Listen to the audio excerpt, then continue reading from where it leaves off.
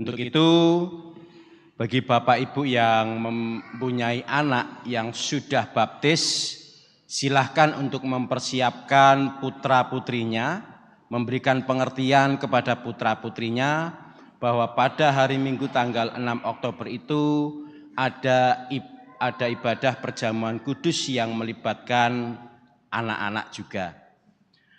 Untuk membekali anak-anak kita pada saat perjamuan kudus nanti, dari pembina anak sudah mempersiapkan anak-anak kemarin dan juga nanti pada hari Minggu tanggal 29 September yang seharusnya anak-anak melaksanakan kegiatan ibadah di masing-masing kelas akan dijadikan satu di ruang rapat atas dalam rangka memberikan pembinaan dan persiapan kepada anak-anak kita sehingga pada saat tanggal 6 Oktober mereka sudah bisa melaksanakan perjamuan anak dengan baik.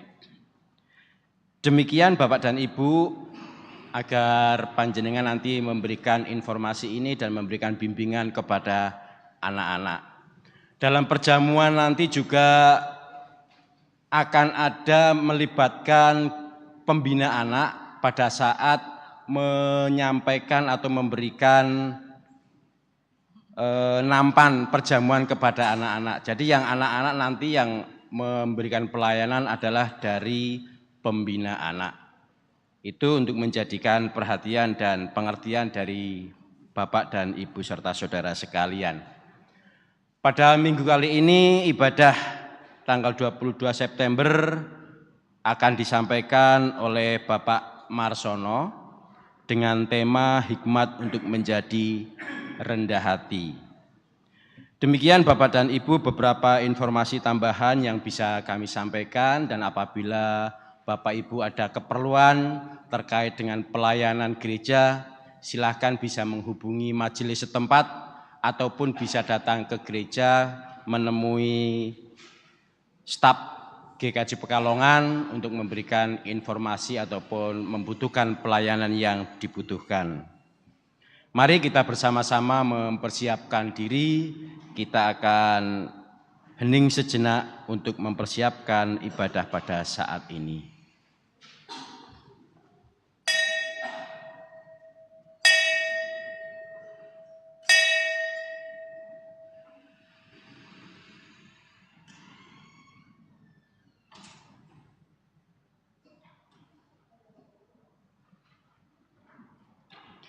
Bapak Ibu kami undang bangkit berdiri, mari kita bersama-sama mengawali ibadah kita dengan memuji nama Tuhan dari Kidung Jemaat 19 bait 1 dan 3.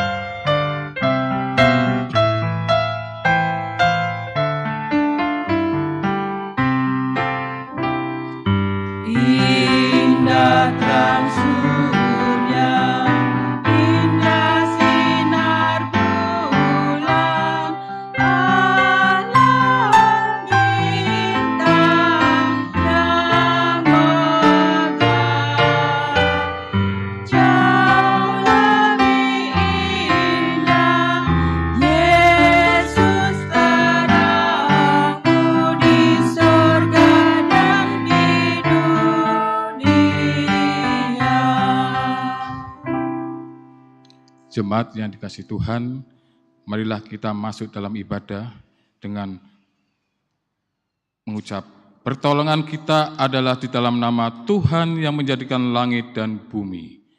Amin.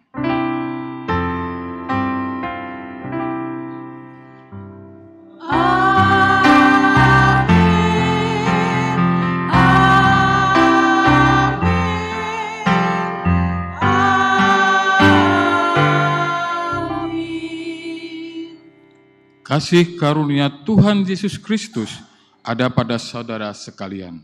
Dan ada pada saudara juga. Jemaat dipersilakan duduk kembali. Shalom, selamat pagi Bapak Ibu, saudara-saudaraku serta anak-anakku yang terkasih dalam Tuhan Yesus Kristus.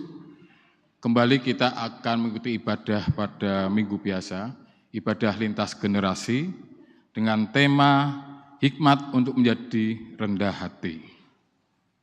Marilah kita memuji nama Tuhan dengan menyanyikan nyanyian pujian dari Kidung Jemaat 12, bait yang pertama dan kedua. Anak-anak, pujilah nama Tuhan yang esa.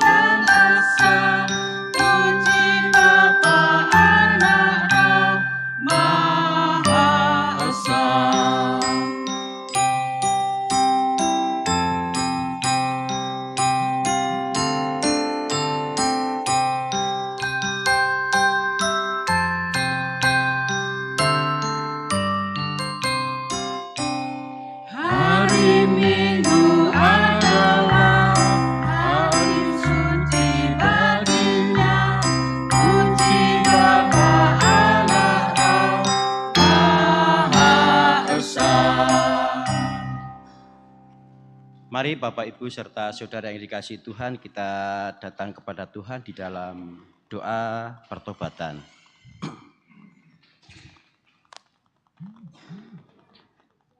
Allah Bapa yang bertahta di dalam kerajaan surga, pada hari ini kami datang ke hadirat-Mu untuk mengakui segala dosa dan pelanggaran yang telah kami perbuat, baik di dalam pikiran, perkataan, maupun perbuatan, baik yang disengaja maupun yang tidak kami sengaja.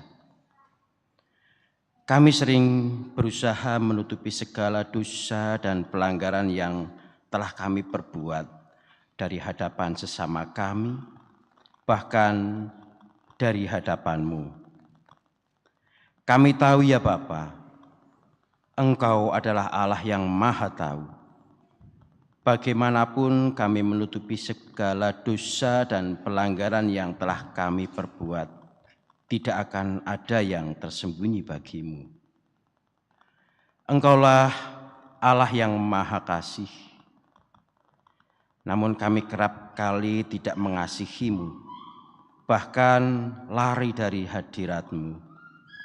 Ketika Engkau memanggil kami justru tidak mendengarkannya karena dosa yang telah kami perbuat telah menghalangi hadirat-Mu masuk dalam kehidupan kami. Karena kesibukan yang kami lakukan, kami lupa bahwa ada penyertaan-Mu di dalam kehidupan kami. Kami terlalu egois dan bebal. Kami selalu membenarkan apa yang sebenarnya jahat di hadapan Engkau. Kami sering merasa lebih benar dan lebih hebat daripada orang lain. Iri hati dan prasangka buruk yang ada di dalam hati kami justru malah melukai hati orang lain. Oleh karena itu ya Bapa, kiranya Engkau sudi mengampuni segala dosa dan pelanggaran yang telah kami perbuat dalam kehidupan kami sehari-hari. Kami sadar jika kami telah berdosa di hadapan-Mu. Kiranya Engkau mau mengasihi dan mengampuni kami menurut kasih setia-Mu. Hapuskanlah segala dosa dan pelanggaran kami, ya Allah. Ubahkanlah hidup kami menjadi baru yang hidup seturut dengan kehendak Tuhan. Inilah doa yang kami panjatkan dan kami alaskan di dalam satu nama, Yesus Kristus, Juru Selamat kami. Amin. Mari kita bersama-sama menyesali dosa-dosa dan perbuatan kita dengan memuji nama Tuhan dari nyanyian pertobatan, Kidung Jemaat 25, 1 dan 2.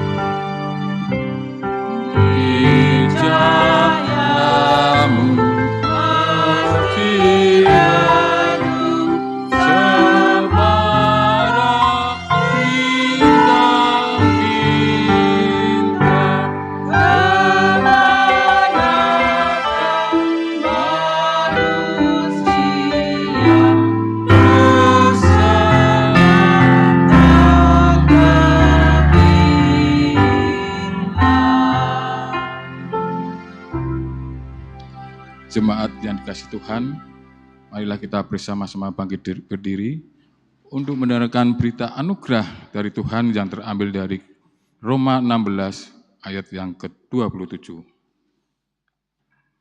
Demikian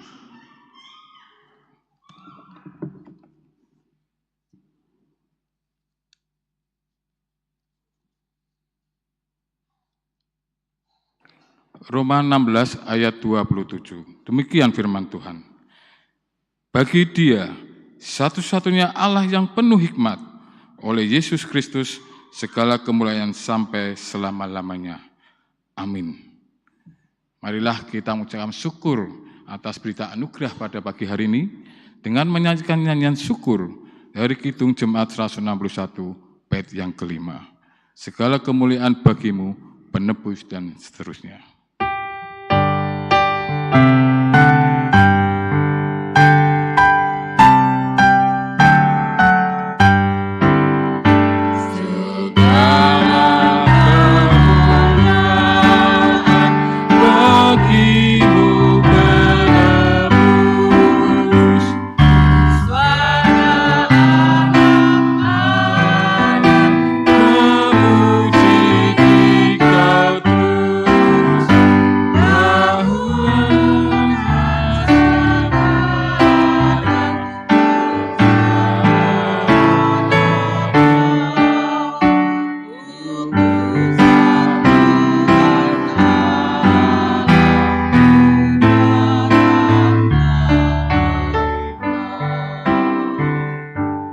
Jemaat dipersilakan duduk kembali. Di bahasanya kita akan mendengarkan firman Tuhan. Marilah kita menghadap Tuhan supaya hati kita dibukakan oleh Tuhan. Mari kita berdoa. Ya Tuhan, terima kasih atas berkat-Mu. Terima kasih atas karunia-Mu Tuhan, sehingga pada pagi hari ini kami boleh berkumpul di sini Tuhan untuk mendengarkan, memuji dan memuliakan nama-Mu. Bukalah, urapilah hati dan pikiran kami, sehingga kami mampu mendengarkan apa yang Kau firmankan pada pagi hari ini, dan kami terapkan dalam kehidupan kami sehari-hari. Ya Tuhan, berfirmanlah. Amin. Jemaat yang dikasihi Tuhan Yesus Kristus, marilah kita membuka Alkitab, kita siapkan hati kita untuk mendengarkan firman Tuhan yang terambil dari Markus 9 ayat 30 sampai 37. Markus 9 ayat 30 sampai 37. Di sini ada dua perikop, yaitu pemberitahuan kedua tentang penderitaan Yesus dan siapa yang terbesar di antara para murid. Demikian firman Tuhan.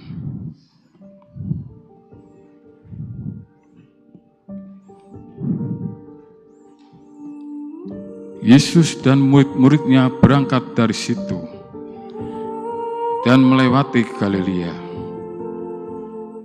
Dan Yesus tidak mau hal itu diketahui orang, sebab ia sedang mengajar murid-muridnya. Ia berkata kepada mereka, Anak manusia akan diserahkan ke dalam tangan manusia, dan mereka akan membunuh dia. Dan 3 hari sesudah itu, ia dibunuh, ia akan bangkit. Mereka tidak mengerti perkataan itu, namun segan menanyakan kepadanya. Kemudian tibalah Yesus dan murid-muridnya di Kapernaum. Ketika Yesus sudah di rumah, ia bertanya kepada murid-muridnya, "Apa yang kamu perbincangkan tadi di tengah jalan?" Tetapi mereka diam.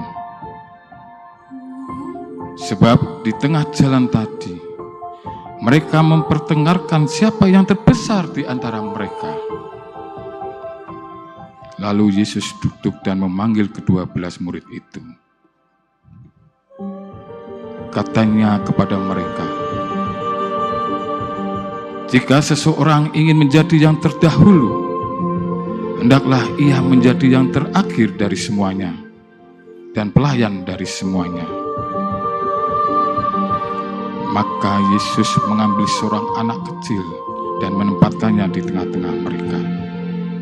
Kemudian ia memeluk anak itu dan berkata kepada mereka, "Barang siapa menyambut seorang anak seperti ini dalam namaku, ia menyambut aku.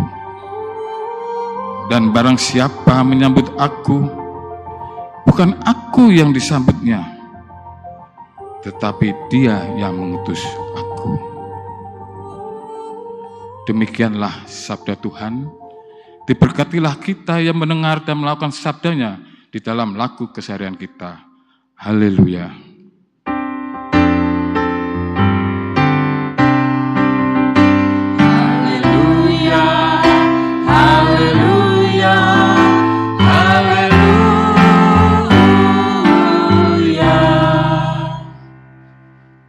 Shalom, selamat pagi Bapak Ibu. Selamat pagi saudara-saudaraku dan anak-anakku yang terkasih dalam Tuhan Yesus Kristus. Bagaimana kabarnya hari ini? Luar biasa baik ya. Ojo lali bahagia. Jangan lupa bahagia. Betul ya Bapak Ibu? Jangan lupa bahagia. Sudahkah kita tersenyum hari ini? Sudah? Anak-anak sudah belum? Coba senyum mana senyumnya anak-anak? Untuk yang kakek nenek sudah tersenyum hari ini? Sudah ya? Puji Tuhan. Kita di sini ada sukacita yang begitu besar sehingga kita siap untuk mendengarkan firman Tuhan. Kita siap untuk bersekutu dengan Tuhan bersama dengan saudara seiman kita. Beberapa waktu yang lalu saya terngiang atau tergelitik atau terkesan dalam sebuah pertemuan yang diadakan oleh sebuah gereja di GKJ Pekalongan, yaitu pertemuan pemahaman gabungan, gabungan PA ya, pemahaman gabungan, persetujuan gabungan PA. Di situ ada sebuah ulasan salah satu majelis. Bagaimana kita memaknai sebuah peribadahan? Bagaimana kita memaknai sebuah persekutuan? Saya punya sebuah ilustrasi nih. Ada sebuah batu ada sebuah busa dan ada sebuah mangkok besar berisi air dan ada mangkok-mangkok kecil yang tidak ada airnya. Kira-kira ini akan saya apakan ilustrasi ini. Ada yang sudah pernah mendengar atau melihat ilustrasi ini? Belum ya. Ketika kita mengambil sebuah batu, kita ambil batu itu, kemudian kita masukkan ke dalam sebuah baskom yang berisi air, kita masukkan batu itu, kemudian kita keluarkan batu itu, kita geser ke mangkok-mangkok kecil, kita tekan. Apa yang terjadi Bapak Ibu? Keluar airnya apa tidak? Tidak, atau sedikit ya. Tetapi lain halnya ketika kita mengambil sebuah busa atau spon. Kita masukkan ke dalam sebuah mangkok atau baskom yang berisi air. Kita masukkan, kita keluarkan. Kemudian kita geser ke dalam mangkok-mangkok kecil. Kita tekan, kita peras. Apa yang terjadi? Airnya keluar.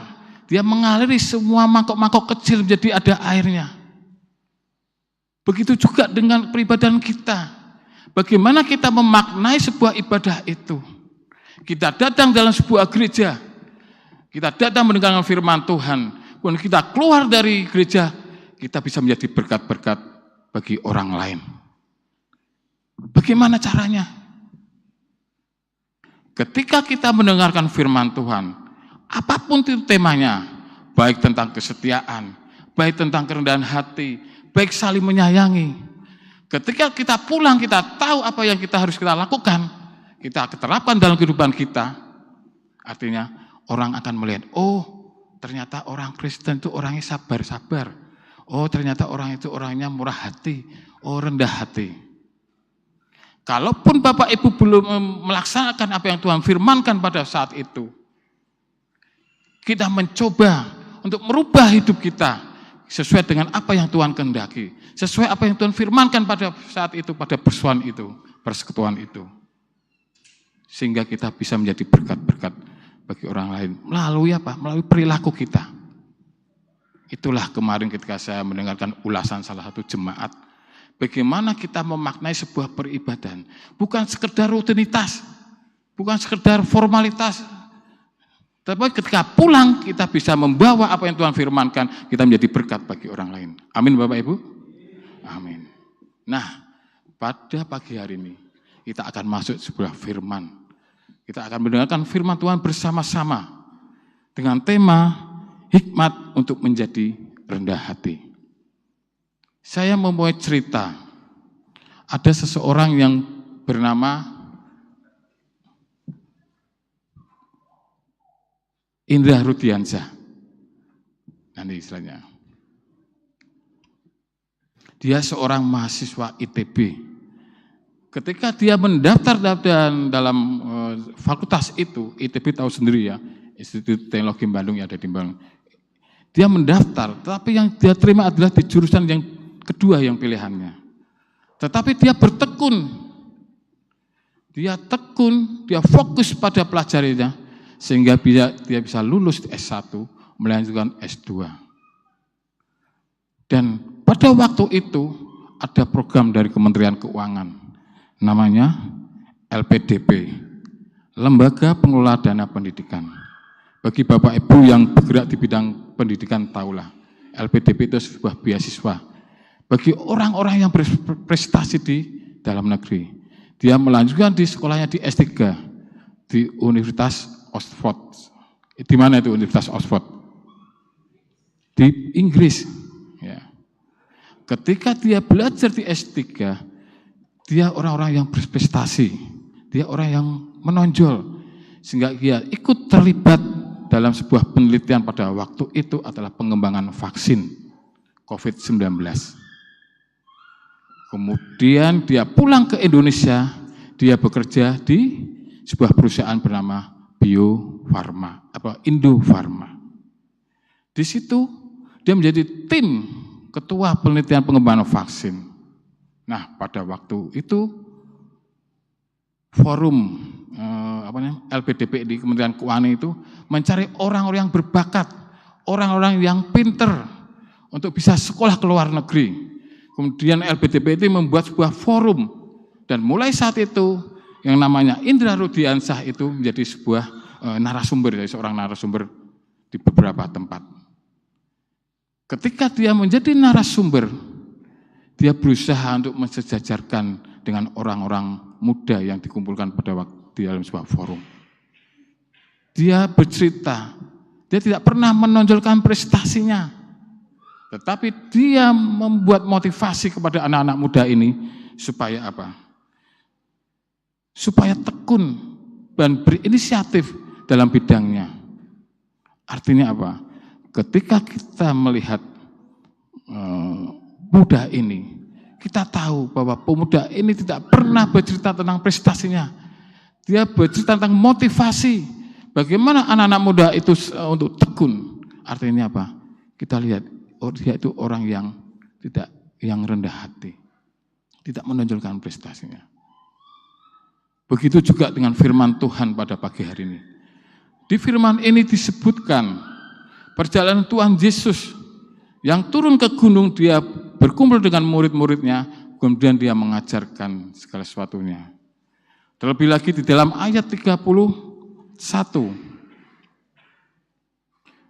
di situ disebutkan, anak manusia akan diserahkan ke dalam tangan manusia, dan mereka akan membunuh dia, dan 3 hari sesudah ia dibunuh, ia akan mati.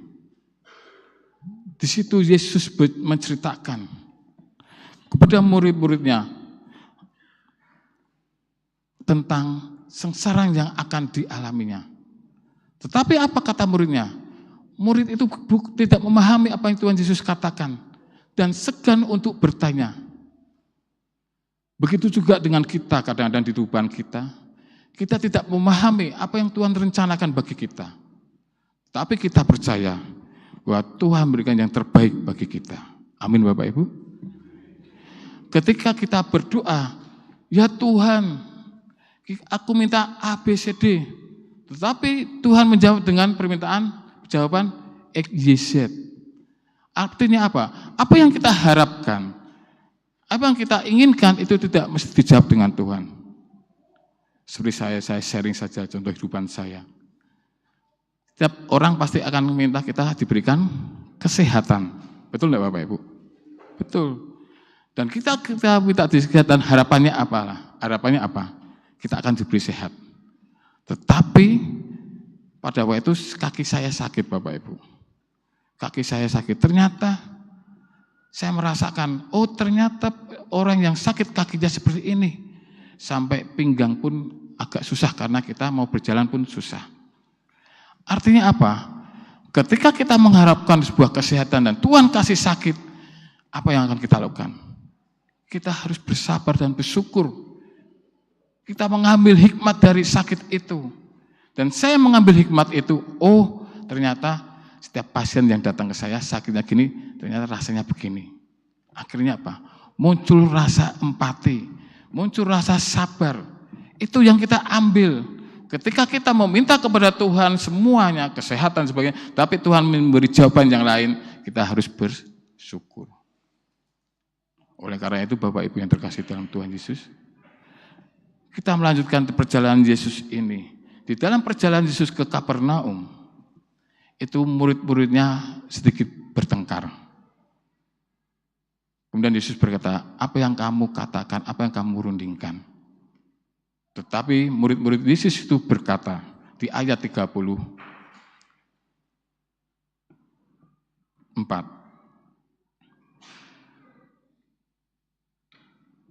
Ya, oh ini mungkin ya. Di ayat 34.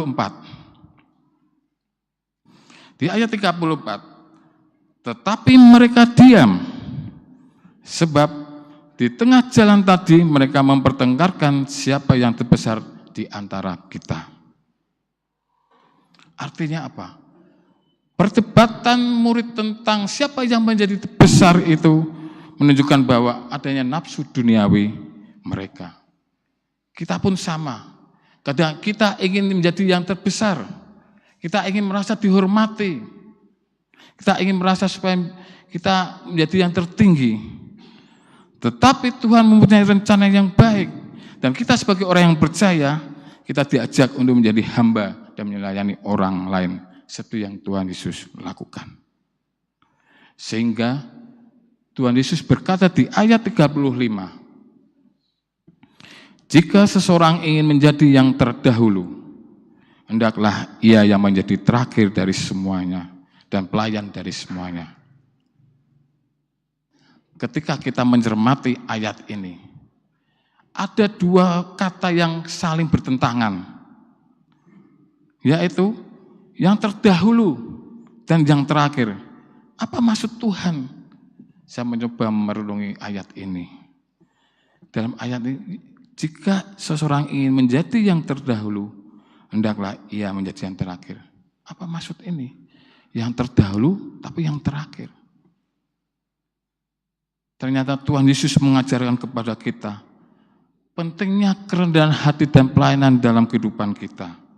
Yesus mengajarkan kepada murid-muridnya bahwa di dalam kerajaan Allah, nilai-nilai duniawi tentang kekuasaan dan kedudukan itu dibalik. Yesus mengajarkan perspektif yang berbeda. Yang menjadi yang terbesar di dalam pandangan Allah adalah orang-orang yang mau melayani orang lain. Yang menjadi terbesar adalah dalam pandangan Allah adalah orang-orang yang mau melayani orang lain. Kemudian yang terakhir, menjadi yang terakhir. Ini menunjukkan bahwa kita dipaksa, kita diinginkan oleh Tuhan untuk menjadi rendah hati, orang yang rendah hati. Karena apa? Yang menjadi yang terakhir itu berarti melepaskan ambisi-ambisi duniawi, ambisi pribadi untuk kedudukan dan kekuasaan dan menempatkan keperluan orang lain di atas kebutuhan sendiri. Begitu dengan Tuhan Yesus. Di dalam kehidupan Tuhan Yesus, Bapak Ibu, di dalam kehidupan Tuhan Yesus itu, Tuhan Yesus begitu melayani kepada orang-orang di sekelilingnya.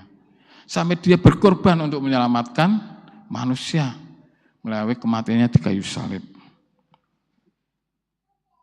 Oleh karena itu Bapak Ibu yang terkasih dalam Tuhan Yesus Kristus, ketika kita merenungkan apa yang firman Tuhan berikan pada kita saat ini serta ilustrasi itu, kita mengambil sebuah kesimpulan, kita mengambil sebuah hal, 3 hal menjadi tanda bagi kerendahan hati. 3 hal yang menjadi orang yang betul-betul rendah hati. Yang pertama adalah apa? Tidak merasa lebih daripada orang lain. Tidak sombong rohani. Di dalam kehidupan kita, kita ingin mencapai yang terbaik. Betul enggak Bapak Ibu? Betul enggak? Di dalam kehidupan kita, kita ingin menjadi orang yang terbaik. Tetapi ketika kita sudah mencapai yang terbaik, kadang-kadang kita bisa cenderung jatuh ke dalam sebuah kata, namanya kesombongan. Sombong rohani, sombong mental, sombong secara psikologis. Di mana seorang yang sombong itu biasanya orang yang susah untuk berubah. Karena apa? Karena merasa dirinya sempurna. Kadang dia tidak mau meminta maaf. Sama seperti orang-orang Farisi. Orang Farisi itu merasa layak di hadapan Tuhan, suci di hadapan Tuhan. Ya. Biasanya orang yang merasa lebih dari orang lain itu, kalau saya lihat dari beberapa perilaku itu, adalah orang itu bersikap apa adanya, ya bersikap apa adanya. Ya. Artinya apa? Kita menjalani kehidupan itu apa adanya. Ada beberapa contoh tentang sikap-sikap itu. Yang pertama adalah ketika kita, kalau Bapak Ibu tahu sekarang masih musim fun run, lari itu. Tahu enggak ini musim lari itu? Enggak tahu ya? Waduh ya, yang mudah-mudahan biasanya tahu. Ketika kita ikut komunitas lari, kita itu biasanya gengsi, ya kan? Kadang sampai beli sepatu yang mahal, baju outfit yang mahal. kemudian pakai kacamata yang mahal. Tetapi itu tidak sesuai dengan kehidupannya sehari-hari.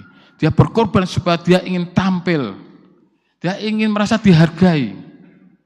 Sama dengan ibu-ibu yang mungkin saat ini ya, ibu-ibu yang datang dalam sebuah komunitas, dalam sebuah arisan, dalam sebuah reuni. Biasanya kalau ibu-ibu hadir dalam sebuah arisan, biasanya pengen tampil yang lebih baik enggak Bapak Ibu-ibu? Hah? Enggak? Enggak. Ada yang ingin tampil? Yang pingin lebih dari itu enggak? Enggak. Kalau di sini enggak ada, puji Tuhan ya.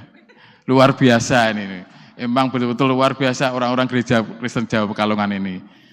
Berarti sudah benar-benar rendah hati. Tetapi ketika ada ibu-ibu itu ingin tampil, ketika dia datang ke dalam sebuah kegiatan, dia memakai sebuah kalung, gelang. Gelang itu kan biasanya 2, dia pakai 5. Kemudian di kakinya ada gelang, namanya apa itu Ibu, saya enggak tahu tuh. Gelang kaki ya, gelang kaki yang ada kerincing-kerincingnya. Jadi ketika datang sebuah acara, sudah terdengar dari sana, kerincing, ya. Harapannya apa?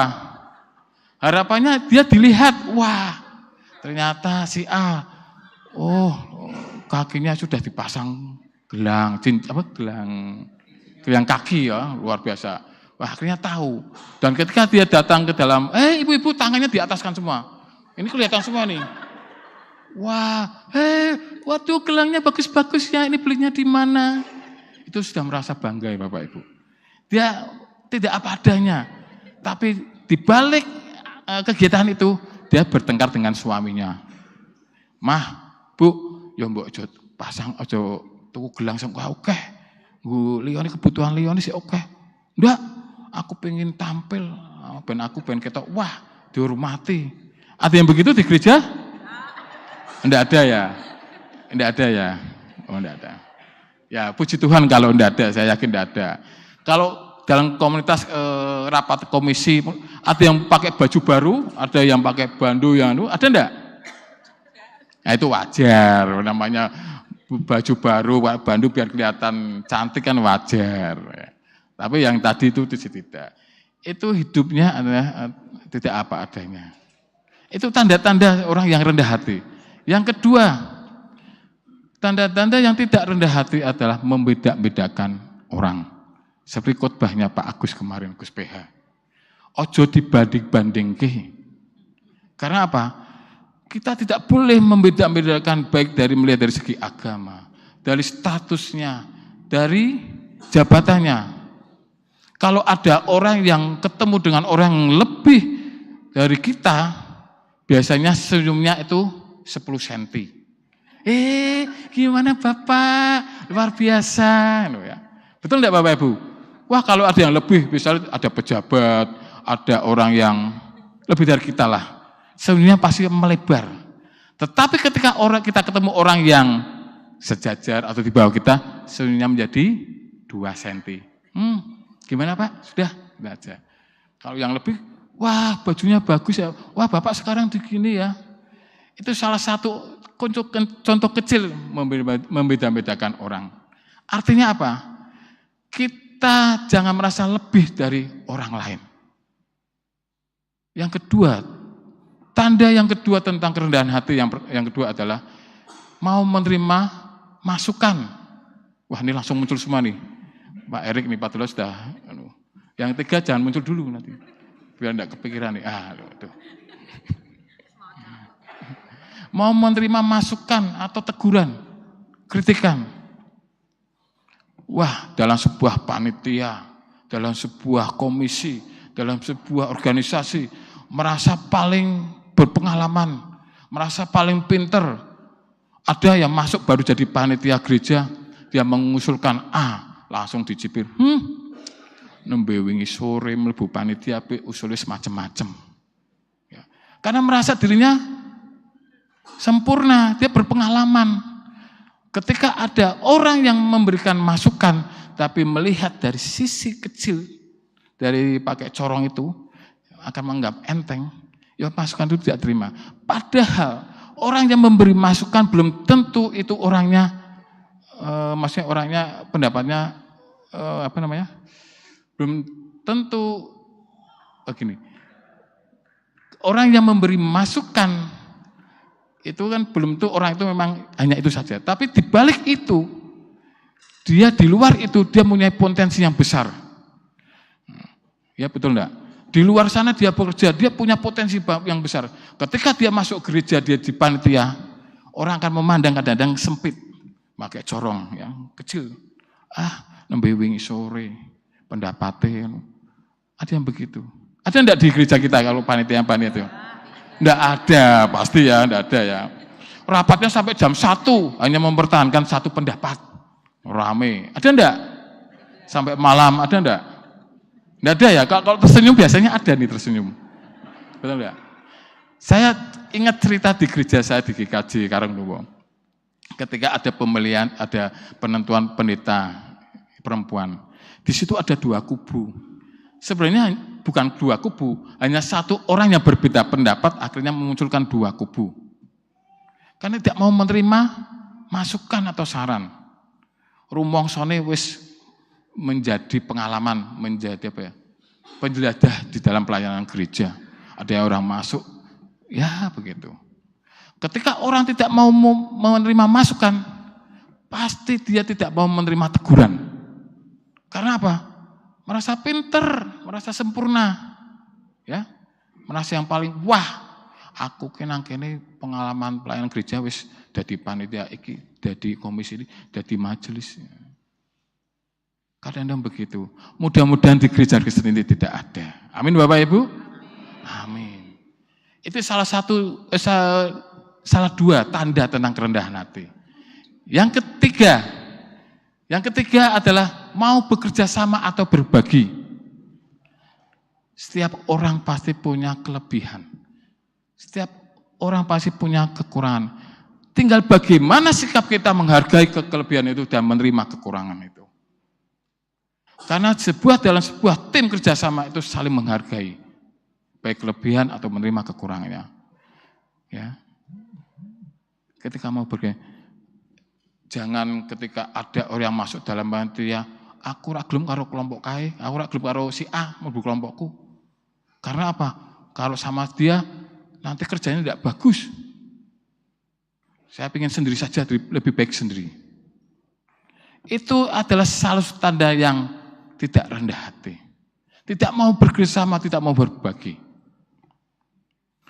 Oleh karena itu Bapak Ibu yang terkasih dalam Tuhan Yesus, setelah kita tahu 3 tanda tentang kerendahan hati.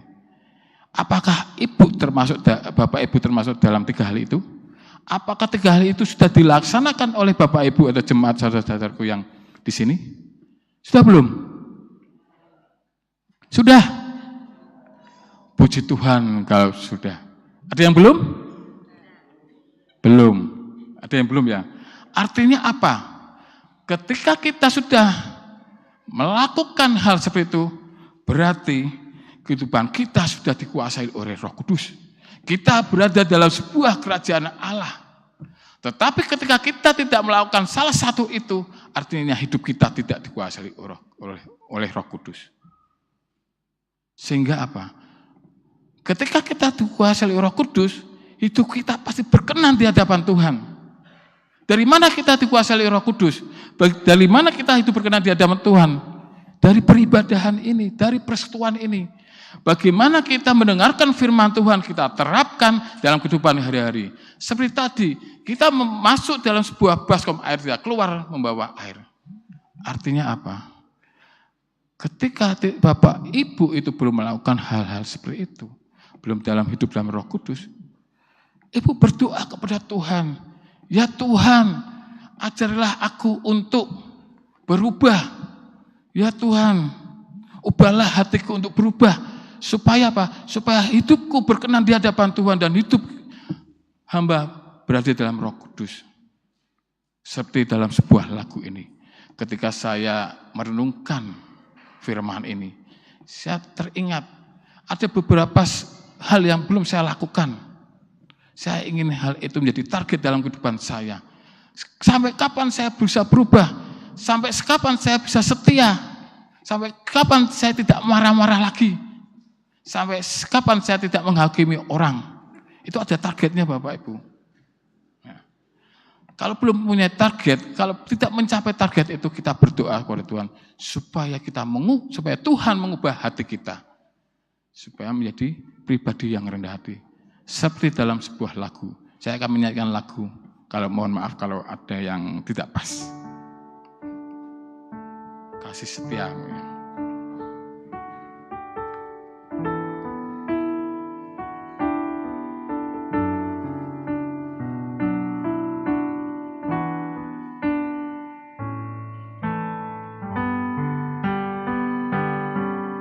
Bagi yang hafal mungkin bisa bersama-sama menyanyi.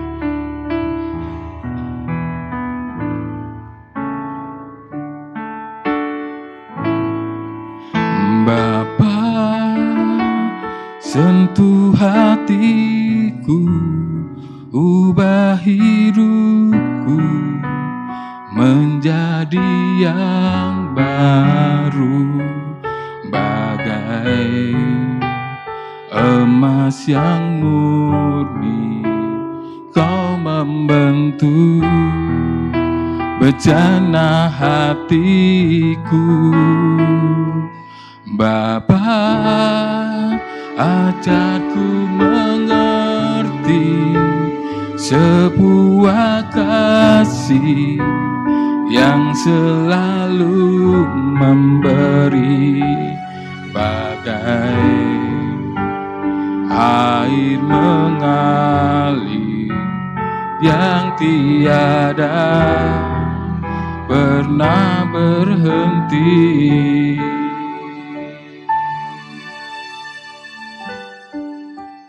Kita berdoa kepada Tuhan, ketika kita tidak masuk dalam kuasa Roh Kudus, agar Tuhan menyentuh hati kita, agar Tuhan mengubah hidup kita untuk menjadi pribadi yang rendah hati, seperti Yesus yang menjadi teladan bagi kita orang yang percaya, untuk menjadi pribadi yang rendah hati. Itu dibutuhkan hikmat dan kematangan yang terlebih dahulu bagi kita. Karena apa Bapak Ibu? Kerendahan hati menjadi pondasi dalam kehidupan kita. Kerendahan hati menjadi pondasi dalam pelayanan gereja kita. Jangan menganggap remeh orang lain. Jangan menganggap orang lain rendah. Apalagi orang yang lebih lemah atau lebih rendah dari kita. Sebaliknya kita berusaha memperlakukan mereka, memandang mereka sebagai saudara kita dalam Kristus. Oleh karena itu Bapak Ibu, kita dipanggil, kita berdoa kepada Tuhan supaya kita terus belajar untuk menjadi pribadi yang rendah hati dengan hormat dan kemuliaan dalam nama Tuhan Yesus Kristus. Amin. Mari kita sejenak saat itu.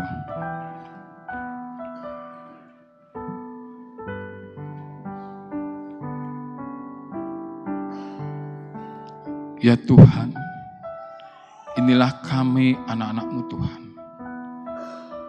Kami mengucap syukur atas firman-Mu pada pagi hari ini, di mana Engkau telah mengajarkan tentang kerendahan hati, di mana Engkau mengajarkan mengubah hati kami menjadi pribadi yang rendah hati, sehingga kami mampu melakukan pelayanan ini dalam kehidupan kami sehari-hari. Ya Tuhan, terima kasih atas firman-Mu pada pagi hari ini. Hanya di dalam nama Tuhan Yesus Kristus. Amin.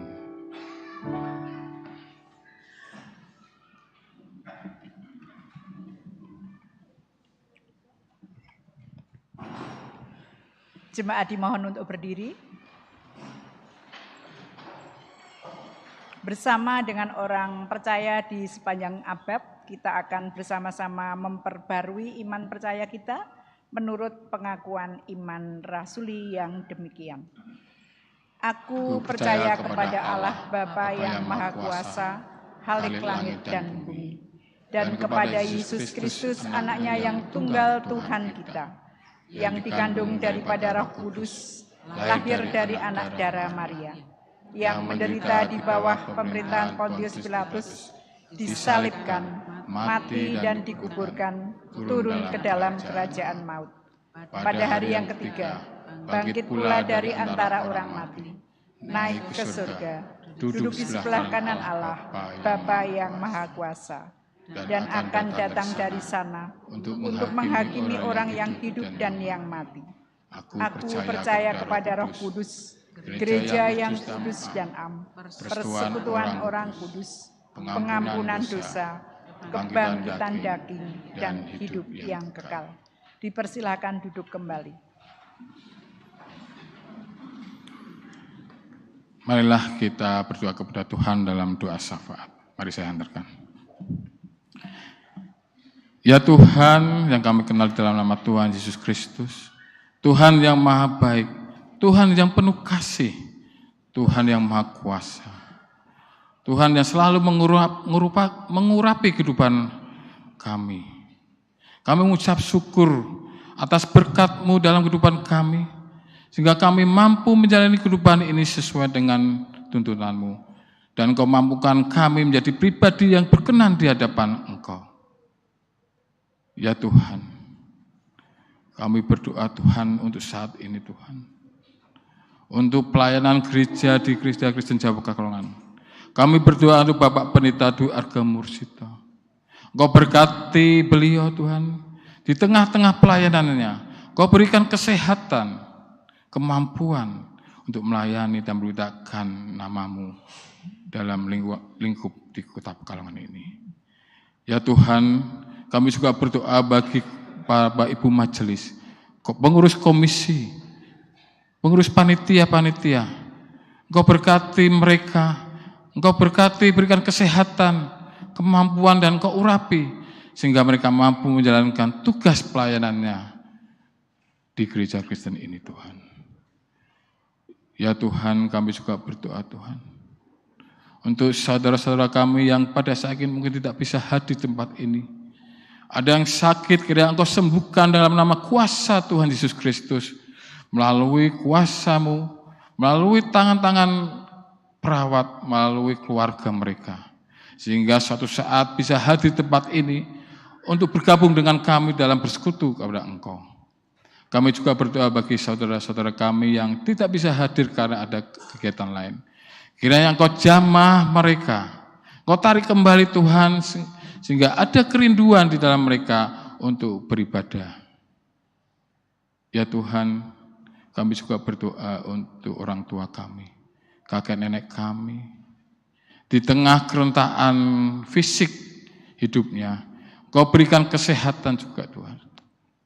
Kau berikan kemampuan, Kau berikan semangat hidup, supaya orang tua kami itu dapat menjalani penuh dengan sukacita dan damai sejahtera.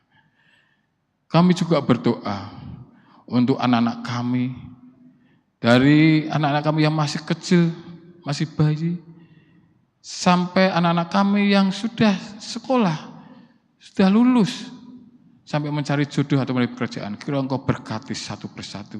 Kau tuntun mereka Tuhan, sehingga mereka boleh menjalani proses kehidupannya itu sesuai dengan kehendak-Mu saja.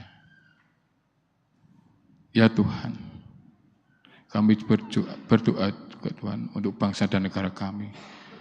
Di tengah dinamika permasalahan-permasalahan bangsa ini, apalagi bulan-bulan ke depan kami akan menghadapi suatu proses kegiatan pemilihan kepala daerah dan kepala provinsi. Kiranya Kau berkati, Kau berikan kebijaksanaan bagi para pemimpin kami, sehingga mereka mampu mengontrol, mengeluarkan kebijakan itu dengan penuh tanggung jawab, dan tentunya dengan sesuai dengan kehendak-Mu saja. Ya Tuhan, kami berdoa, apabila di tengah ibadah ini kami terselip dosa dan kesalahan, kiranya Engkau ampuni. Masih banyak lagi doa-doa kami, tapi kami yakin dan kami percaya Engkau Maha tahu apa yang kami inginkan, apa yang kami mohonkan. Kiranya Engkau kabulkan ya Tuhan. Hanya di dalam nama Tuhan Yesus Kristus, Sang Juru Selamat kami. Amin.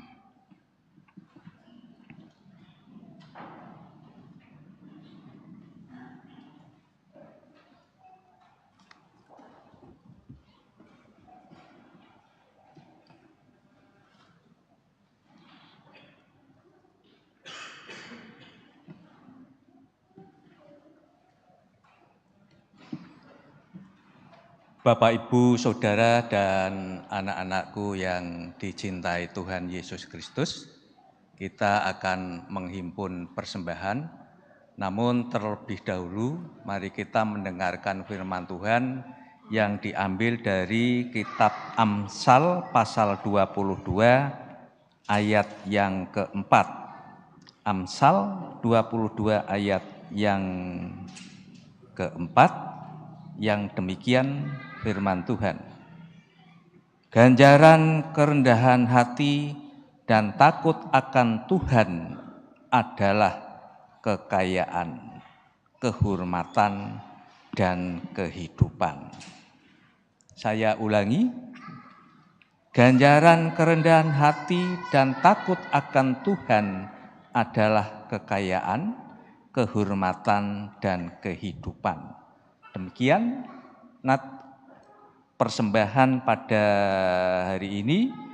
Dan baiklah Bapak, Ibu, Saudara, dan anak-anakku yang dicintai Tuhan, mari kita kumpulkan persembahan diiringi nyanyian Kidung Baru 133, bait pertama dan yang kedua. Syukur padamu ya Allah atas segala rahmat-Mu, dan seterusnya.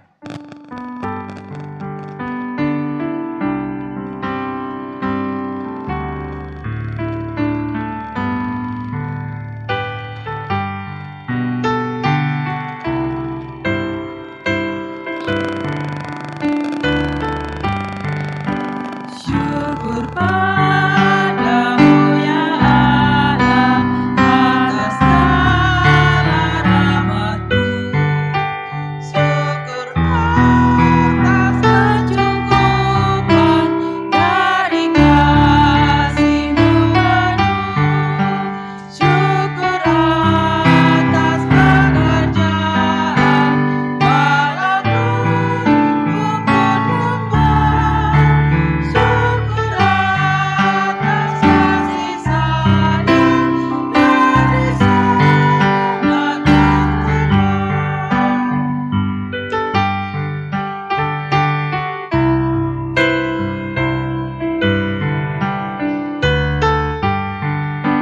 Syukur atas bunga mawar harum indah tak berdiri. Syukur atas awan hitam dan mentari berseri.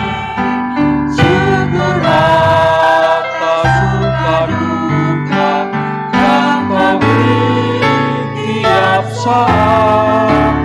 Dan firman-Mu yang pelita memberkati kita sesat.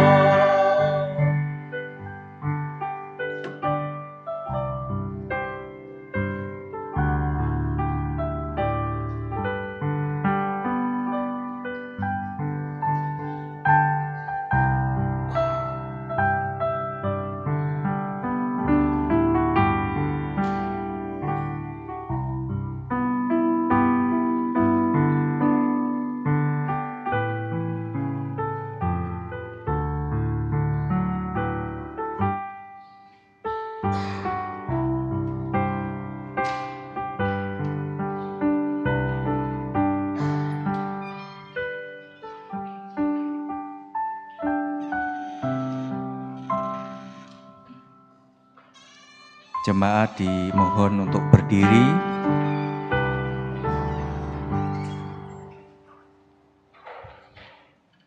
Mari kita berdoa.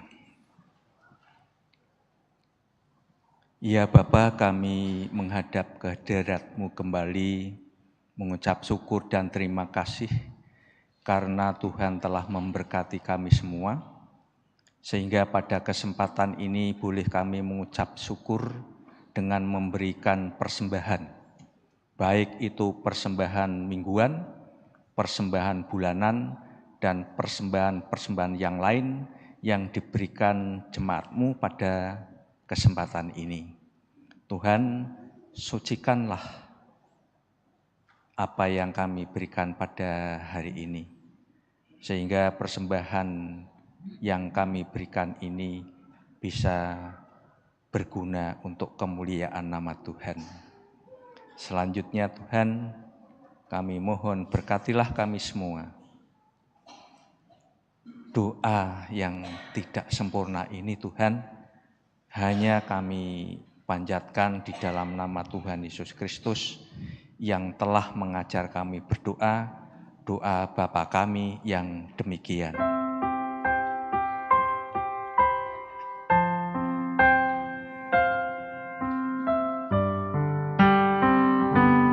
Bapa kami yang ada di surga,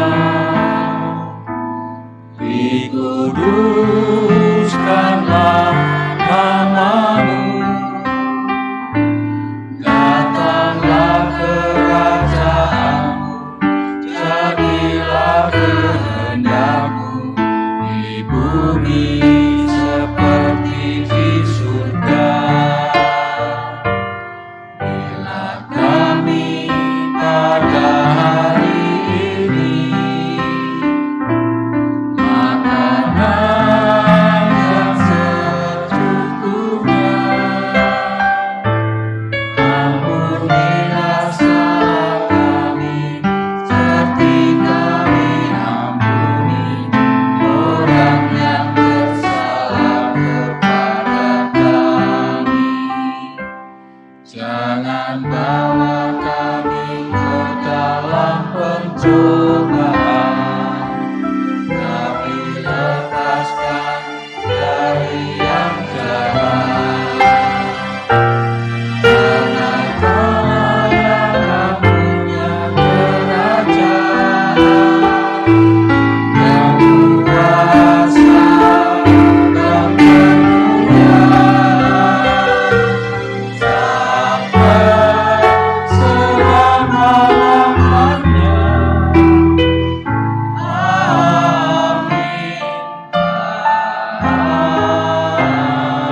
Amin.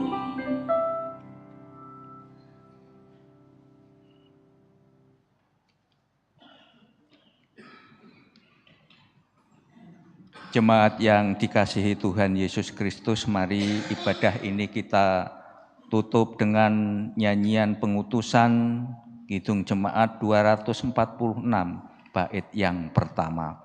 Ya Allah yang Maha Tinggi, dan seterusnya.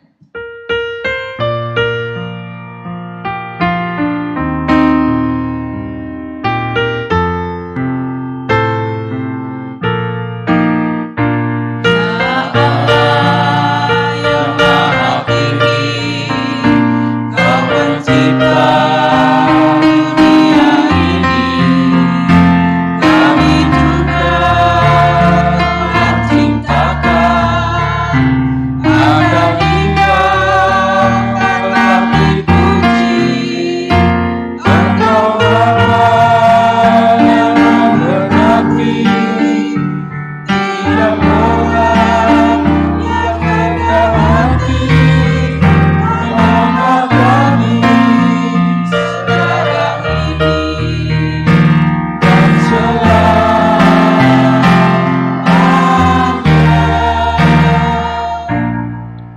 Jemaat yang dikasihi Tuhan, marilah kita undur dalam ibadah ini dan menerima berkat. Kiranya anugerah Tuhan Yesus Kristus, kasih Allah Bapa dan persekutuan Roh Kudus menyertai kita kini dan selamanya. Amin.